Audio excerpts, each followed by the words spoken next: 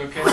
No less excited as our plans and designs for downtown. I'm excited to share this with the full board tonight, and I know some of you have had a peek, maybe at facilities and grounds, but wanted the opportunity to present it to everyone.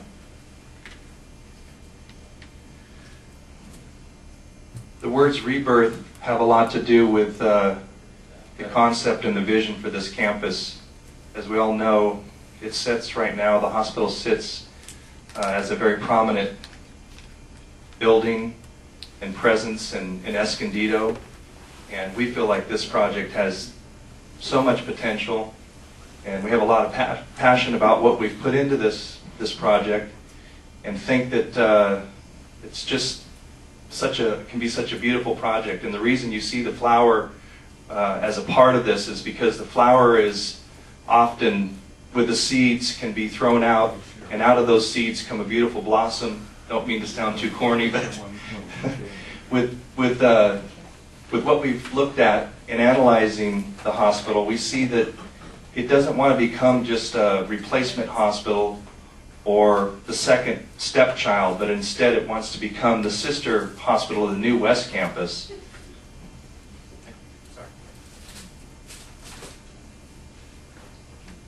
Just to orientate you a little bit, Palomar Medical Center is located here. This is the Interstate 15 here. Here's the new hospital site here. And you can see, by the time we complete the new hospital, you'll be able to look at each other from about 2 miles as the crow flies in the city. A lot of work went into looking at the downtown master plan, not how it is today, but how it will be in the future. I had the opportunity to join in on a couple of the city workshops regarding the downtown, representing our interests in their renovation, or what they see as the renaissance for their downtown. And it's largely developed into districts, no different as you look at a city master plan and an overlay for the downtown Escondido. The yellow area is what we know as Grand Avenue, largely the pedestrian district, which is bordered on both sides of Grand Avenue. It is low in scale, as we know. I mentioned it's pedestrian because these buildings face onto the sidewalk. It's where all the shops, where all the activities currently occur downtown. And what you're going to see in our design is how we reach out to that pedestrian environment and how we try to engage the new hospital design within the new city master plan.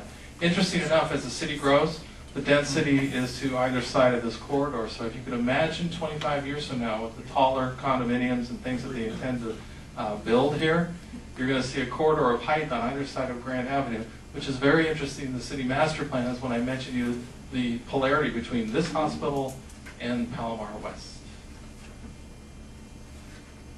This talks a little bit about what's allowed by way of use. And again, as we look at the hospital component is here, this yellow is what's important to us. This allows us to have residential above a commercial use. And we are still the king of the hill. You have the highest height limit of anything in the city of Escondido, which really kind of pushes density for us, and that's really a good thing in terms of a thriving urban downtown. And we all know the traffic circulation for downtown, which will be a little bit altered as we come into 2nd Avenue and the crossover to about East Valley Parkway, and then of course Valley Parkway out.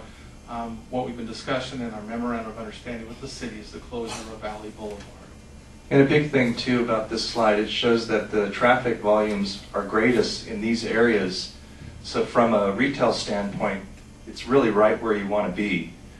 But at this current time right now, we have what we call the West Green out on this space, and does not really connect with Grand. So what we really want to do is extend the fabric of Grand and downtown and make that connection so that the hospital becomes more of a mixed-use component and ties into the downtown. This site plan represents Palomar Medical Center as we understand it today. The green that you see in this diagram is property that we currently own, with the exception of recent parcels that were acquired here. This is Valley Boulevard. When we discussed about the potential closure of this in our agreement with the city, this is the grass area that's out front of the hospital that Joe was referring to as the crossover traffic, in terms of traffic counts being a very busy place. So you have a very strong retail component that works down Grand here, but then just kind of dies at this green here. So the idea was, as this road closes and gets reconfigured, how do we tie in the architecture on both sides on Valley Parkway, Grand Avenue, and then also on the eastern portion of the site? How does this become better connected to the overall campus? Also, just a point is the wayfinding throughout the site. There's only a couple of means of entries. We wanted to add more access, more means of entries, and better pedestrian and vehicular circulation around the site. This actually starts to look at what we've envisioned and been working very hard on for some time. As Joe mentioned, the connections of the pedestrian plaza, the reach out to Grand Avenue. These edges over here start to talk about the need for required and expanded parking in this locations, potential wellness components as well as admin components here. This is the residential over the retail components in this location, and that spine we've been talking about that connects the hospital, the specialty hospital, to the plaza and eventually to the city in and of itself.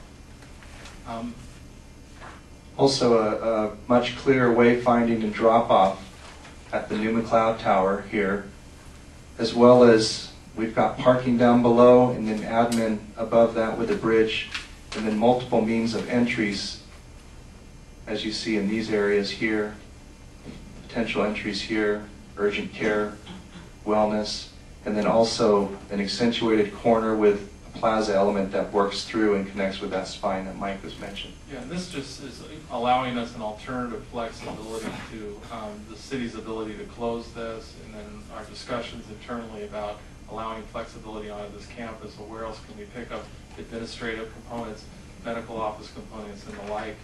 And then looking further out in our memorandum of understanding, it would be, we call sort of phase 2, if you will, or phase 3 of that. We've actually been acquired many years down. When we built the new hospital, we've migrated and moved to there.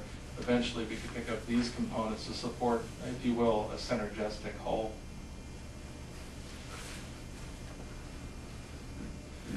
When you look at this overall site, it looks like a very big piece to bite off for the hospital. How are they going to be able to do this whole project?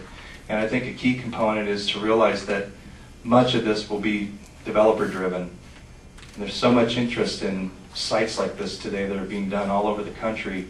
The idea of a mixed-use site, we've got developer interest for phase 1, you'd have phase 2, and then phase 3, which could be the future skilled nursing facility and senior housing. And then this is the renovation portion of PPH.